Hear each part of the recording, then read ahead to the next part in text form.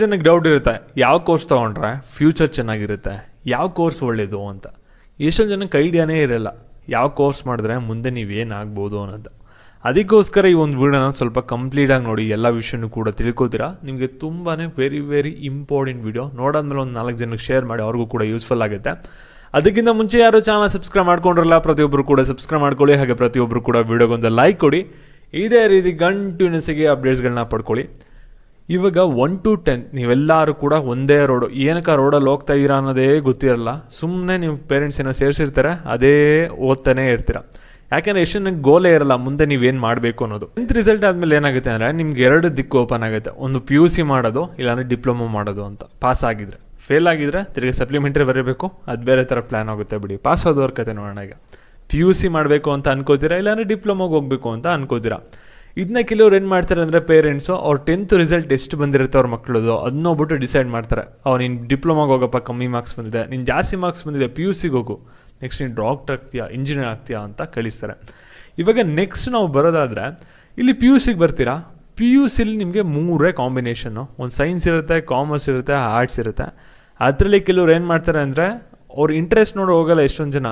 ಕೆಲವರು ಪೇರೆಂಟ್ಸು ಮತ್ತು ಕೆಲವು ಟೀಚರ್ಸ್ ಅವ್ರು ಪ್ರಿಫರ್ ಮಾಡೋದು ಅವ್ರ ಮಾರ್ಕ್ಸ್ ನೋಡ್ತಾರೆ. ಅವ್ರ ಮಾರ್ಕ್ಸ್ ನೋಡ್ಬಿಟ್ಟು ಜಾಸ್ತಿ ತೆಗೆದ್ರೆ ಸೈನ್ಸ್ಗೆ ಹೋಗು, ಸ್ವಲ್ಪ ಕಮ್ಮಿ ತೆಗೆದ್ರೆ ಕಾಮರ್ಸ್ಗೆ ಹೋಗು, ಫುಲ್ ಕಮ್ಮಿ ತೆಗೆದ್ರೆ ಆರ್ಟ್ಸ್ಗೆ ಹೊಂಟೋಗು ಅಂತಾರೆ. ಆ್ಯಕ್ಚುಲಿ ಸ್ಟೂಡೆಂಟ್ ಡಿಸೈಡ್ ಮಾಡಬೇಕಾಗಿದ್ದನ್ನ ಇಲ್ಲಿ ಬೇರೆಯವ್ರು ಡಿಸೈಡ್ ಮಾಡ್ತಾರೆ, ಸರಿನಾ? ಇದರಲ್ಲೊಂದು ಫಾಲ್ಟ್ ಆಗುತ್ತೆ. ನೆಕ್ಸ್ಟು PUC ಮುಗಿಸಾದ್ಮೇಲೆ ನಿಮಗೆ ಸಾಕಷ್ಟು ವೇಸ್ ಓಪನ್ ಆಗುತ್ತೆ. ಯಾವ ಡಿಗ್ರಿ ಮಾಡಬೇಕನ್ನೋದೇ ನಿಮಗೆ ಒಂದು ತಲೆನೋವು ಬಂದ್ಬಿಟ್ಟಿರುತ್ತೆ. ಅದಕ್ಕೋಸ್ಕರ ಈ ಒಂದು ವಿಡಿಯೋನ ಕಂಪ್ಲೀಟಾಗಿ ನೋಡಿ, ಎಲ್ಲದ್ರ ಬಗ್ಗೆನೂ ಕೂಡ ತಿಳಿಸ್ಕೊಡ್ತೀನಿ. ಯಾವ ರೀತಿ ಆಗಿದೆ ಅಂದರೆ ಇಲ್ಲಿ ಗ್ರ್ಯಾಜುಯೇಟ್ಸ್ ಏನಿಲ್ಲ, ಡಿಗ್ರಿ ತೊಗೊಂಡು ಬೇಜಾನ್ ಜನ ಬರ್ತಾಯಿದ್ದಾರೆ ಪಾಸಾಗಿ, ಏನೂ ಕೂಡ ಪ್ರಾಬ್ಲಮ್ ಇಲ್ಲ ಅದರಲ್ಲಿ. ಆದರೆ ಏನಾಗ್ತಿದೆ ಅಂದರೆ ಡಿಗ್ರಿ ತೊಗೊಂಡೇನೋ ಬರ್ತಾ ಇದ್ದಾನೆ, ಆದರೆ ಜಾಬ್ ಏನು ಅಷ್ಟೊಂದು ಸೃಷ್ಟಿನೇ ಆಗ್ತಾಯಿಲ್ಲ. ಲೆಸ್ ನಂಬರ್ ಆಫ್ ಜಾಬ್ ಇದೆ ಮಾರ್ಕೆಟಲ್ಲಿ ಗ್ರ್ಯಾಜುಯೇಟ್ಸ್ಗಿಂತ. ಅದರಿಂದ ಜಾಸ್ತಿ ಜನಕ್ಕೆ ಇವಾಗ ಜಾಬ್ ಸಿಗ್ತಾಯಿಲ್ಲ. ಸ್ವಲ್ಪ ನೀವು ಫೈಟ್ ಮಾಡಿದ್ರೆ ಮಾತ್ರ ನಿಮಗೆ ಇಲ್ಲಿ ಕೆಲಸ ಸಿಗೋದು. ಇದಕ್ಕೆ ರೀಸನ್ ಏನಂದರೆ ನೀವು ಅರ್ಲಿ 90s ನೋಡ್ಬೋದು. ಅಂದರೆ ನಿಮ್ಮ ಫಾದರ್ ಅಲ್ಲ, ಅವ್ರ ಫಾದರ್ ಕಾಲದಲ್ಲಿ ಅವರು 10th ಓದಿದ್ರೆ ಸಾಕು ಕೆಲಸ ಕರ್ಕೊಂಡು ಹೋಗ್ತಿದ್ರು ಅಂತ ಕತೆಗಳನ್ನೂ ಕೂಡ ಕೇಳಿರ್ತೀರ. ಗೌರ್ಮೆಂಟ್ ಜಾಬ್ಗೇನೆ ಅದು ಕೂಡ.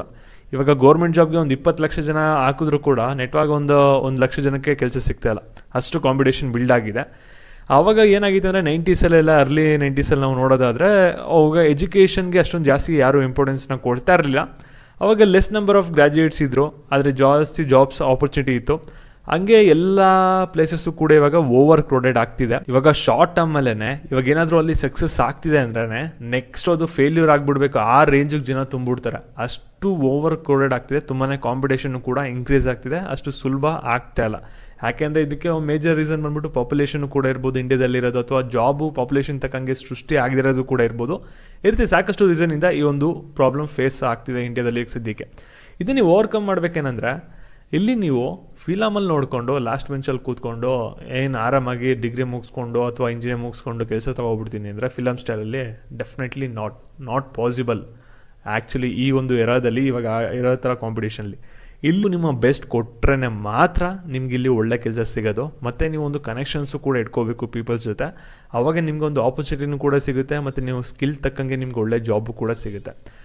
ಇವಾಗ ನಾವು ಡಿಗ್ರಿ ಅಂತ ಬಂದಾಗ BSc, BCom, BBA ಈ ರೀತಿ ಹಲವಾರು ಡಿಗ್ರಿಗಳಿದೆ. ಇಲ್ಲಿ ನಿಮಗೆ ಕಾಮನ್ನಾಗಿ ಹೇಳ್ತೀನಿ ನೋಡಿ, ಇಲ್ಲಿ ಡಿಗ್ರಿ ಮಾಡ್ತೀರಾ, ಡಿಗ್ರಿ ಮಾಡ್ಬಿಟ್ಟು ನೀವು B.Ed ಮಾಡಿದ್ರೆ ಟೀಚರ್ ಆಗ್ಬೋದು. ಡಿಗ್ರಿ ಮಾಡ್ಬಿಟ್ಟು ಡಬಲ್ ಡಿಗ್ರಿ ಮಾಡ್ಬಿಟ್ಟು ಆಮೇಲೆ B.Ed ಮಾಡಿದ್ರೆ ನೀವು ಲೆಕ್ಚರರ್ ಆಗ್ಬೋದು PUC ಕಾಲೇಜ್ಗೆ. ನೆಕ್ಸ್ಟ್ PhD ಮಾಡ್ಕೊಂಡ್ರೆ ಪ್ರೊಫೆಸರ್ ಕೂಡ ಆಗ್ಬೋದು. ಆ ರೀತಿ ಒಂದು ಟೀಚಿಂಗ್ ಫೀಲ್ಡ್ಗೆ ಹೋಗೋದೇ ಜಾಸ್ತಿ ಡಿಗ್ರಿ. ಇಲ್ಲಾಂದರೆ ನೀವು ಒಂದು ಡಿಗ್ರಿ ಮಾಡ್ಕೊಂಡು LLB ಮಾಡ್ಕೋತೀರಾ ಅಂದರೆ ಲಾಯರ್ ಕೂಡ ಆಗ್ಬೋದು. ಈ ರೀತಿ ಸಾಕಷ್ಟು ಆಪರ್ಚುನಿಟಿ ಇರುತ್ತೆ.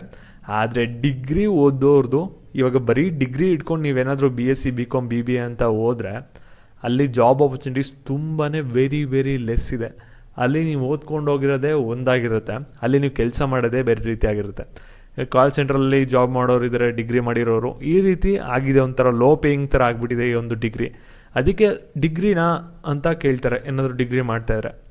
ಏನೂ ಮಾಡೋಕ್ಕಾಗಲ್ಲ, ಯಾಕೆಂದರೆ ನೀವು ಒಂದು ಫೈನಾನ್ಷಿಯಲ್ ಸಿಚುವೇಷನ್ ಯಾವ ರೀತಿ ಇರುತ್ತೆ ಮತ್ತು ನಿಮ್ಮದು ಯಾವ ರೀತಿ ಓದ್ಕೊಂಡು ಬಂದಿರುತ್ತೆ ಅದ್ರ ಮೇಲೂ ಕೂಡ ಇದು ಸಾಕಷ್ಟು ಫ್ಯಾಕ್ಟರಲ್ಲಿ ಡಿಪೆಂಡ್ ಆಗುತ್ತೆ ನೀವು ಡಿಗ್ರಿ ಯಾವ್ದು ಮಾಡ್ತೀರಾ ಅನ್ನೋದು.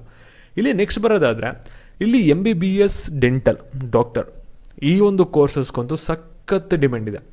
ಆ್ಯಕ್ಚುಲಿ MBBS ಡೆಂಟಲ್ ನೀವು ಮಾಡಬೇಕಂದ್ರೆ ಸ್ವಲ್ಪ ಫೈನಾನ್ಷಿಯಲ್ಲು ಕೂಡ ಫಿಟ್ ಇದ್ರೇ ನಿಮಗೆ ಕ್ವಾಲಿಟಿ ಎಜುಕೇಷನ್ ಸಿಗುತ್ತೆ. ಆಮೇಲೆ ಸ್ವಲ್ಪ ಫೈನಾನ್ಷಿಯಲಿ ಇತ್ತು ಅಂದರೆ ನೆಕ್ಸ್ಟ್ ನೀವು ಕಾಲೇಜ್ಗೂ ಕೂಡ ಅಡ್ಮಿಷನ್ ಆಗ್ಬೋದು. ನೆಕ್ಸ್ಟ್ನು ಕೂಡ ನೀವು ಜಾಬ್ ಪಡ್ಕೋಬೋದು. ಇಲ್ಲಿ MBBS ಡೆಂಟಲ್ಗೆ ಇವಾಗ ಸದ್ಯದ ಮಟ್ಟಿಗೆ ಒಂದು 100 ಜನ ಏನಾದರೂ ಡಾಕ್ಟ್ರು ಮಾಡಿದ್ರೆ ಎಲ್ಲೋ ಒಬ್ರಿಗೋ ಇಬ್ರಿಗೋ ಕೆಲಸ ಸಿಗಲ್ಲ. ಯಾಕಂದರೆ ಅವ್ರು ಅರ್ಧ ಬರ್ಧ ಇನ್ಕಂಪ್ಲೀಟ್ ಮಾಡ್ಕೊಂಡಿರ್ತಾರೆ, ಅವ್ರಿಗೆ ಸಿಗಲ್ಲ ಕೂಡ ಜಾಬ್ ಸಿಗ್ತಿದೆ. ಅದಕ್ಕೋಸ್ಕರ ಎಲ್ಲರೂ ಕೂಡ MBBS ಡೆಂಟಲ್ ಅಂತ ಪ್ರಿಫರ್ ಮಾಡೋದು. ಆ್ಯಕ್ಚುಲಿ MBBS ಬೆಟರ್ ಆಗಿದೆ, ಏನೂ ಕೂಡ ತೊಂದರೆ ಇಲ್ಲ. ಆದರೆ ಡೆಂಟಲಲ್ಲಿ ಸ್ವಲ್ಪ ಡ್ರಾಬ್ಯಾಕ್ ಆಗ್ತಿದೆ, ಡೌನ್ ಆಗ್ತಿದೆ ಪ್ರತಿ ವರ್ಷವೂ ಕೂಡ. ಯಾಕೆಂದರೆ ಡೆಂಟಲಲ್ಲಿ ಅಷ್ಟೊಂದು ಆಪರ್ಚುನಿಟಿ ಬರ್ತಾ ಇಲ್ಲ. ಅದರಿಂದ MBBS ಏನೂ ಕೂಡ ಏನಿಲ್ಲ, ಇವಾಗ ಸದ್ಯಕ್ಕೆ ಸ್ಟೇಬಲ್ ಆಗಿದೆ. ಸೀಟ್ ಡಬಲ್ ಇನ್ಕ್ರೀಸ್ ಮಾಡ್ತಾ ಹೋಯ್ತು ಅಂದರೆ ಅವಾಗ ಏನಾಗುತ್ತೆ ಅಂದರೆ ನಂಬರ್ ಆಫ್ ಡಾಕ್ಟರ್ಸ್ ಜಾಸ್ತಿ ಆಗ್ತಾರೆ, ಜಾಬ್ ಆಪರ್ಚುನಿಟೀಸ್ ಬಂದ್ಬಿಟ್ಟು ಏನಾಗುತ್ತೆ ಅಂದರೆ ತುಂಬಾ ಕಮ್ಮಿ ಆಗುತ್ತೆ. ಆವಾಗ ಏನಾಗುತ್ತೆ ಅಂದರೆ ಇವ್ರಿಗೂ ಕೂಡ ಸ್ವಲ್ಪ ಲೋ ಪೇಯಿಂಗೇ ಆಗುತ್ತೆ. ಇವಾಗ MBBS ವ್ಯಾಲ್ಯೂ ಹೋಗಿದೆ ಆಗಲೇ. MBBS ಜೊತೆ ಒಂದು MD ಇತ್ತು ಅಂದ್ರೇ ಅವ್ರು ಲ್ಯಾಕ್ಸ್ನ ಕ್ರಾಸ್ ಮಾಡೋಕ್ಕಾಗೋದು ಒಂದು ಸ್ಯಾಲ್ರಿಲಿ. MBBS ಜಸ್ಟ್ ಮಾಡ್ಕೊಂಡಿದ್ರು ಅಂದರೆ ಜಸ್ಟ್ 1000 ಅವ್ರ ಸ್ಯಾಲ್ರಿ ನೋಡ್ತಾ ಇರ್ತಾರೆ. ಆ ರೀತಿ ಆಗಿದೆ ಡಾಕ್ಟರ್ ಸಿಚುವೇಶನ್ಸು ಕೂಡ. ಮತ್ತು ಇಂಜಿನಿಯರಿಂಗಲ್ಲಿ ಏನಿದೆ ಅಂದರೆ ನೀವು ಬೇಕಂದರೆ 6ಕ್ಕೂ ಕೂಡ ಏರ್ಬೋದು, 3ಕ್ಕೂ ಕೂಡ ಇಳಿಬೋದು, ಆ ರೀತಿ ಇದೆ.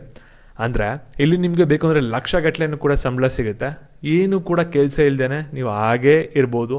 ಆ ರೀತಿಯೂ ಕೂಡ ಇದೆ ಇಂಜಿನಿಯರಿಂಗಲ್ಲಿ. ಇಂಜಿನಿಯರಿಂಗ್ ಬಗ್ಗೆನೇ ಸಪ್ರೇಟಾಗಿ ಆಗಲೇ ಒಂದು ವಿಡಿಯೋ ಮಾಡಿದ್ದೀನಿ, ಅದಕ್ಕೋಸ್ಕರ ಈ ಥರ ಡಿಸ್ಕಸ್ ಮಾಡೋಕ್ಕೆ ಹೋಗ್ತಿಲ್ಲ. ಮತ್ತು BAMS ಏನಿದೆಯಲ್ಲ, ಇದು ಆಯುರ್ವೇದಿಕ್ ಡಾಕ್ಟ್ರು ಥರ. ಇಲ್ಲಿ ಯಾರಿಗೆ MBBS ಸೀಟ್ ಸಿಗಲ್ಲ, ಎಲ್ಲರೂ ಕೂಡ ನೆಕ್ಸ್ಟ್ BAMS ಮಾಡೋಕ್ಕೆ ಒಂದು ಪ್ರಿಫರ್ ಮಾಡ್ತಾರೆ. ಇದರಲ್ಲೂ ಕೂಡ ಇವಾಗ ಸದ್ಯ ಮಟ್ಟಿಗೆ MBBS ಹೋಲಿಸ್ಕೊಂಡ್ರೆ ಇಲ್ಲಿ 80% ಆಫ್ ದ ಆಪರ್ಚುನಿಟಿ ಇವಾಗ ಸಿಗ್ತಿದೆ, ಏನೂ ಕೂಡ ಪ್ರಾಬ್ಲಮ್ ಇಲ್ಲ. ಫಾರ್ಮಸಿ ಮಾಡಿದ್ರೆ ಒಂದು ಮೆಡಿಕಲ್ ಸ್ಟೋರ್ ಇಟ್ಕೋಬೋದು. ಇಲ್ಲ ಅಂದರೆ ನೀವು ಬೇಕು ಅಂದರೆ ಒಂದು ಮೆಡಿಕಲ್ ಏನು ರಿಲೇಟೆಡ್ ಫೀಲ್ಡ್ ಇರುತ್ತಲ್ಲ ಅಲ್ಲಿ ಹೋಗಿ ಕೆಲಸ ಕೂಡ ಮಾಡ್ಬೋದು. ನೆಕ್ಸ್ಟ್ ಇದರಲ್ಲಿ ಏನಾಗಿದೆ ಅಂದರೆ ಜಾಬ್ ಆಪರ್ಚುನಿಟೀಸ್ ಬಂದ್ಬಿಟ್ಟು ಒಂದು 60 to 70% ರೇಂಜಿಗೆ ಸಿಗುತ್ತೆ ಎಲ್ಲರಿಗೂ ಕೂಡ ಜಾಬು. 100ರಲ್ಲಿ ಒಂದು 70 ಜನಕ್ಕಂತೂ ಡೆಫಿನೆಟ್ಲಿ ಜಾಬ್ ಆಗುತ್ತೆ, ಏನೂ ಕೂಡ ಪ್ರಾಬ್ಲಮ್ ಇಲ್ಲ. ನೆಕ್ಸ್ಟ್ ಇಲ್ಲಿ ಅಗ್ರಿಕಲ್ಚರಲ್ಲಿ ಏನಾಗುತ್ತೆ ಅಂದರೆ ಇದೇ ಮೇಯ್ನ್ ಟ್ವಿಸ್ಟ್. ಅಂದರೆ ಇಲ್ಲಿ ಅಗ್ರಿಕಲ್ಚರ್ ಸರಿಯಾಗಿ ಕೇಳಿಸ್ಕೊಳ್ಳಿ, ಗೋರ್ಮೆಂಟ್ ಜಾಬ್ ಸಿಗ್ತಾ ಬಚಾವ್, ಏನು ಕೂಡ ತೊಂದರೆ ಇಲ್ಲ, ಆರಾಮಾಗಿ ಸ್ಮೂತಾಗಿ ಹೋಗುತ್ತೆ ಲೈಫು. ಪ್ರೈವೇಟಲ್ಲಿ ನೀವೇನಾದರೂ ಜಾಬ್ ತೊಗೊಳಕ್ಕೆ ಹೋಯ್ತು ಅಂದರೆ ಅಗ್ರಿಕಲ್ಚರ್ ಫೀಲ್ಡಲ್ಲಿ ತುಂಬಾ ಕಷ್ಟ ಇದೆ. ಗೋರ್ಮೆಂಟ್ ಜಾಬಲ್ಲೇ ನೀವು ಪ್ರಿಫರ್ ಮಾಡಿಕೊಂಡು ಅದರಲ್ಲೇ ಗೋರ್ಮೆಂಟ್ ಜಾಬ್ ಇಟ್ಕೋತು ಅಂದರೆ ಬೆಟರ್ ಆಗಿರುತ್ತೆ. ಇಲ್ಲಾಂದರೆ ಡಿಫಿಕಲ್ಟ್ ಆಗುತ್ತೆ. ಯಾಕಂದರೆ ಪ್ರೈವೇಟ್ ಸೆಕ್ಟರಲ್ಲಿ ಅಷ್ಟು ಅಗ್ರಿಕಲ್ಚರ್ ರಿಲೇಟೆಡ್ ಕೋರ್ಸ್ ಮಾಡಿದವ್ರಿಗೆ ಅಷ್ಟೊಂದು ಜಾಬ್ ಆಪರ್ಚುನಿಟಿ ಸಿಗ್ತಾಯಿಲ್ಲ. ಅದಕ್ಕೋಸ್ಕರ ಇಲ್ಲಿ ನಂತರ BSc ನರ್ಸಿಂಗ್ ನೀವು ನೋಡ್ಬೋದು.